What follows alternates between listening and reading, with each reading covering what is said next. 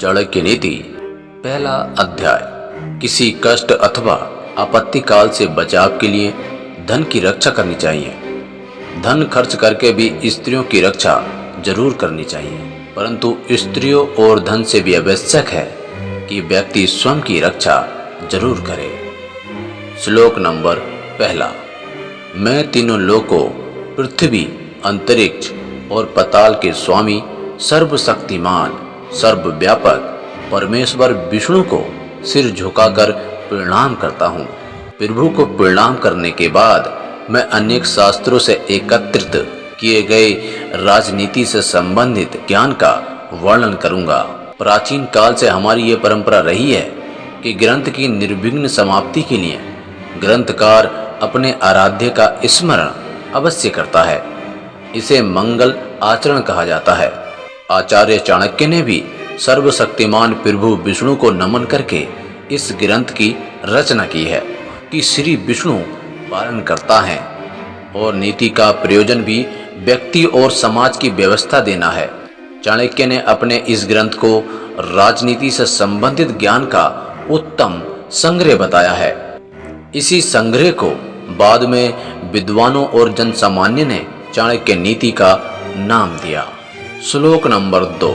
सत्तमः अर्थात श्रेष्ठ पुरुष इस शास्त्र का विधि पूर्वक अध्ययन करके ये बात भली प्रकार जान जाएंगे कि वेद आदि धर्म शास्त्रों में कौन से कार्य करने योग्य बताए गए हैं और कौन से कार्य ऐसे हैं जिन्हें नहीं करना चाहिए, क्या पुण्य है और क्या पाप है, तथा धर्म और अधर्म क्या है।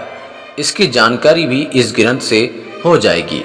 मनुष्य के लिए ये आवश्यक है कि कुछ भी करने से पूर्व उसे इस बात का ज्ञान हो कि वो कौन सा कार्य करने में योग्य है या नहीं, उसका परिणाम क्या होगा, पुण्य कार्य और पाप कर्म क्या हैं। श्रेष्ठ मनुष्य ही वेद आदि धर्म शास्त्रों को पढ़कर भले बुरे का ज्ञान प्राप्त कर सकते हैं।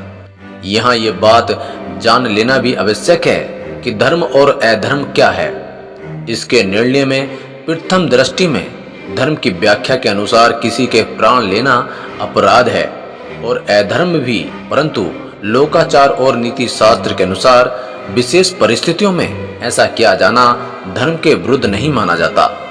पापी का वध और अपराधी को दंड देना इसी श्रेणी में आते हैं। श्री कृष्ण ने अर्जुन को युद्ध की प्रेरणा दी, उसे इसी विशेष संदर्भ में धर्म कहा जाता है। श्लोक नंबर 3। अब मैं मानव मात्र के कल्याण की कामना से राजनीति के उस ज्ञान का वर्णन करूंगा जिसे जानकर मनुष्य सर्वज्ञ हो जाता है।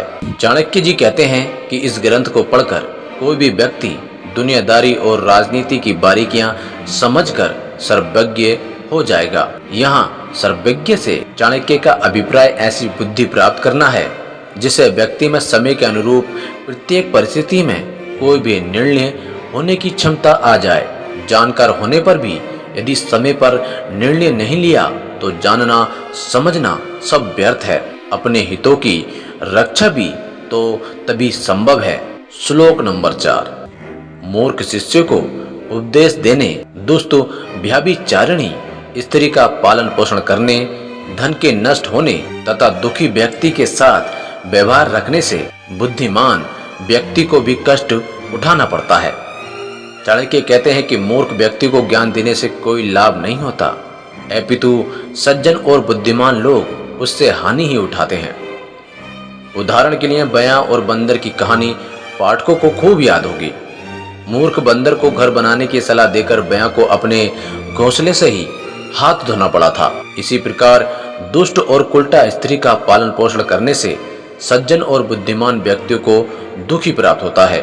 दुखी व्यक्तियों से व्यवहार रखने से चाणक्य का तात्पर्य है कि जो व्यक्ति अनेक रोगों से पीड़ित है और जिसका धन नष्ट हो चुका है, ऐसे व्यक्तियों से किसी प्रकार का संबंध रखना बुद्धिमान मनुष्य के लिए हानिकारक हो सकता है। अनेक रोगों का तात्पर्य संक्रामक रोग से है।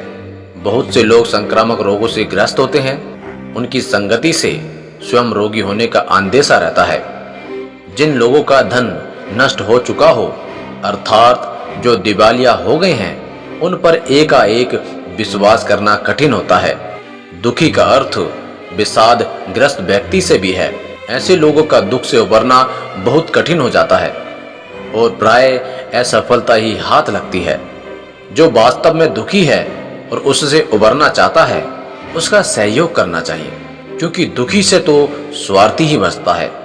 श्लोक नंबर 5। दुष्ट स्वभाव वाली, कठोर वचन बोलने वाली, दुराचारणी स्त्री और धूर्त दुष्ट स्वभाव वाला मित्र, सामने बोलने वाला मुंह फट नौकर और ऐसे घर में निवास जहां सांप होने की संभावना हो, ये सब बातें मृत्यु के समान हैं। जिस घर में दुष्ट स्त्रियां होती हैं, वहां गृह स्वामी की स्थिति किसी मृतक के समान ही होती है, क्योंकि उसका कोई बस नहीं चलता और भीतर ही भीतर कुढ़ते हुए वो मृत्यु की ओर सरकता रहता है।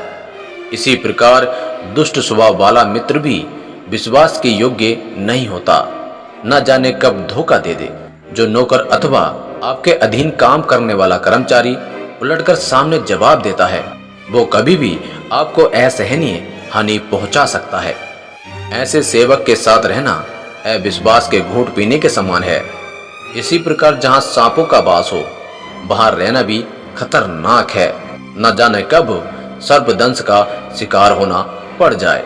तो दोस्तों, ये थे चाणक्य नीति के पहले अध्याय के 5 श्लोक। यदि आप भी ऐसी ही वीडियोस और देखना चाहते हैं तो वीडियो को लाइक करें और चैनल को सब्सक्राइब करना बिल्कुल ना भूलें।